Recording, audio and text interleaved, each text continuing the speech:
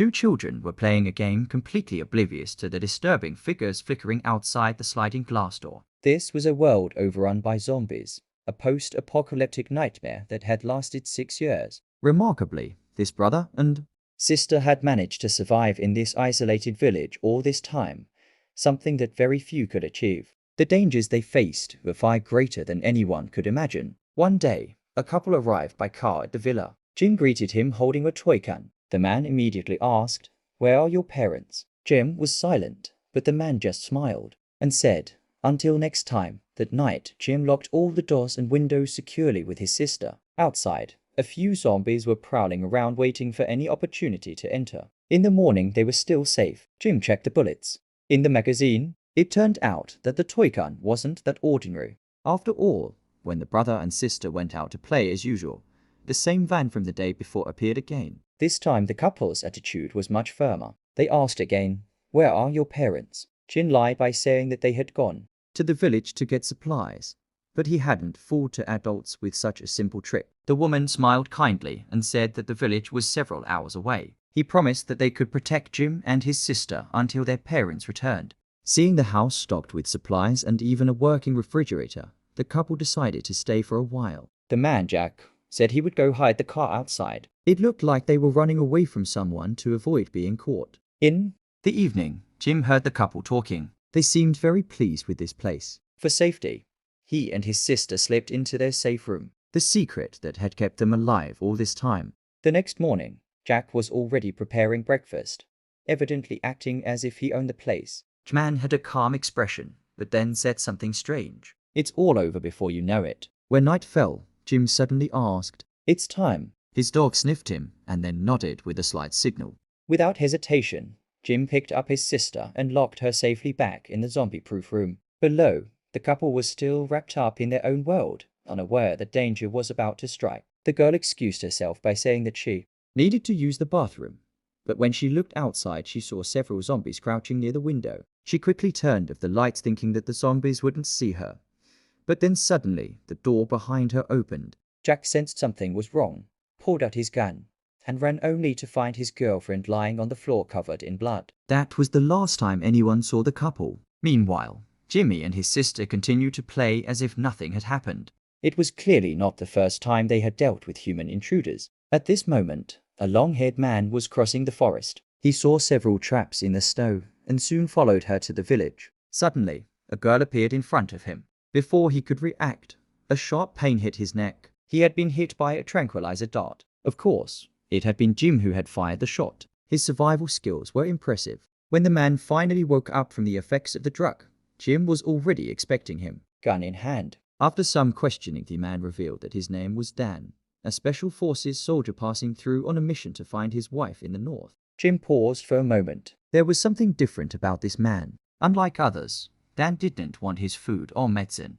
He just wanted his weapon back. Seizing the opportunity, Jim made a deal. He wanted Dan to help feed the village. Dan was curious and asked, "Where did your parents go?" This time, Jim didn't lie. He explained that his father was a scientist who had been missing for a long time, and his mother was a security agent who had been on a mission recently and should be back soon. Dan was surprised to see the treadmill feeding the house. "I didn't expect the village to rely on someone literally running around to generate electricity." Suddenly, a zombie slowly approached the window. Without hesitation, Dan grabbed a nearby disc and charged outside to confront it. After dealing with the zombie, Dan returned covered in blood. Jim yelled, "Why did you have to kill him? The windows are made of special bulletproof glass. No zombies can enter." Despite the reprimand, Dan felt sorry for the brothers. He got on the treadmill and started feeding the house manually. The night passed quietly, and Dan was almost exhausted by the end. At some point, Jim's little sister came up to him, circled him a couple of times, yelled, "You smell bad," and he ran away. Dan went to the bathroom to wash himself, and the attentive girl even brought him a hairpin. By this time, Jim had already left the village. Every morning, he checked the traps around the area to keep the zombie horde at bay. No doubt another vivacious zombie got caught in one of the traps. Meanwhile, after finishing breakfast inside the villa, Dan decided to visit the place where Jim's mother worked. On the desk, in addition to a photo, he saw a car key. Excited, Dan rushed to the garage only to find that the car was broken. At that moment, A room hidden in a corner caught Dan's attention. Thinking it was a storage room, he was about to check it out, but Jim stopped him sharply. After spending more than a day together, the brothers were convinced that Dana was a threat, so they didn't retreat to the safe room that night. Strangely, though, Jim got handcuffed. As morning approached, Dan was awakened by footsteps outside. It was Jim in his patrol car again. He returned to the track from the previous day where the zombie was still trapped, but had not yet been taken care of. As Jim pondered what to do, Dan suddenly appeared. Instinctively, Dan thought that the zombie might be Jim's mother and was about to end his suffering, but Jim raised his gun, stopping him just in time. Dan returned to the villa frustrated and opened the storage room he had not been allowed to enter the day before. Inside he found a blanket on the floor and the walls, covered in terrifying scratch marks, clearly a place used to keep zombies locked up. This discovery only strengthened their suspicions. Suddenly, the roar of an engine echoed outside. More survivors had arrived, but they clearly meant trouble. They surrounded the villa with their weapons drawn, scanning the area. Dan, unarmed, stood motionless, unwilling to make any moves. Meanwhile, Jim, returning from his patrol car, watched from a distance. Her little sister was at the second-floor window, waving frantically. Just as the intruders were about to detect her, Dan appeared out of nowhere and pushed her away. Jim heaved a long sigh of relief. Seeing the doors and windows firmly closed, the intruders gave up and left. After that close encounter, Jim trusted Dan even more and returned his gun. Dan felt it was time to leave, but he found himself strangely reluctant to leave. Then, in the middle of the night, he was awakened by his wife's voice calling to him in a dream. When he woke up, Dan made an important decision. He would take Jim and his sister with him to look for his wife. That way he could fulfill his own goal, while also taking care of the siblings. Jim didn't hesitate for a second. He turned down Dan's offer to leave. He was determined to stay and wait for his mother's return.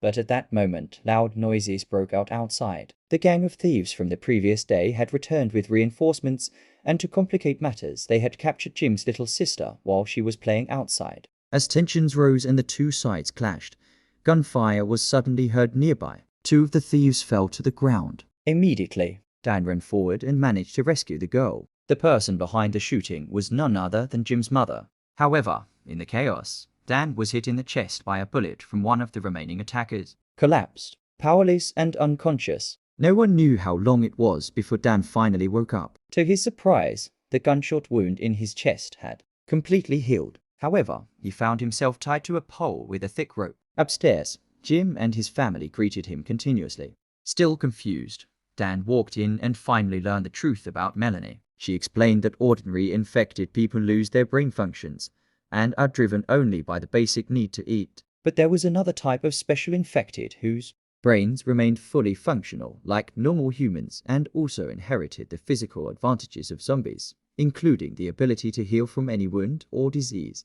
The downside was that these special infected had a serious disadvantage. After sustaining serious injuries or eventually they would enter a state of uncontrollable rage known as a frenzy, where they would be no different from normal zombies. After listening to Melanie's explanation, Dan finally had an epiphany. Could it really be one of those so-called special infected? Melanie nodded affirmatively. Otherwise, Dan would not have survived a gunshot wound. Instead, he would have died or become a regular, mindless zombie. The fact that he only went through a brief frenzy and woke up seemingly unharmed the next day was proof enough. Then, Melanie revealed an even more shocking truth. Jim, the boy, was also a special infected, as was Dan.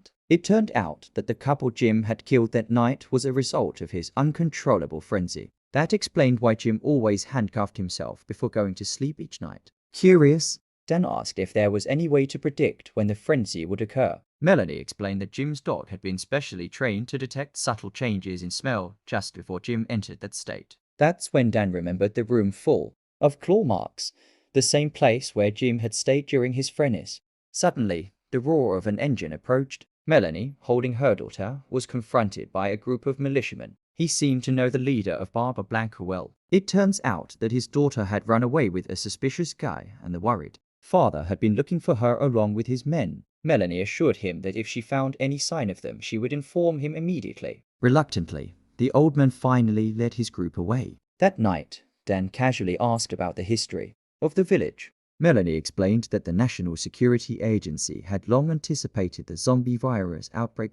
So, in remote places like this, they had secretly built thousands of shelters like this, completely reinforced with resistant materials and equipped with independent energy systems, designed to be completely self-sufficient. Hearing this, Dan felt a twinge of regret. He thought that Melanie should have warned others earlier, which could have saved many more lives, but Melanie could only shake her head. Helplessly revealed that Jim and his sister both suffered from congenital heart conditions. Jim's father was a biologist and one of the first academics to discover the zombie virus. Knowing that Jim would not live past the age of 3, the father took a desperate risk. The zombie virus was injected into Jim, inadvertently turning him into a special infected.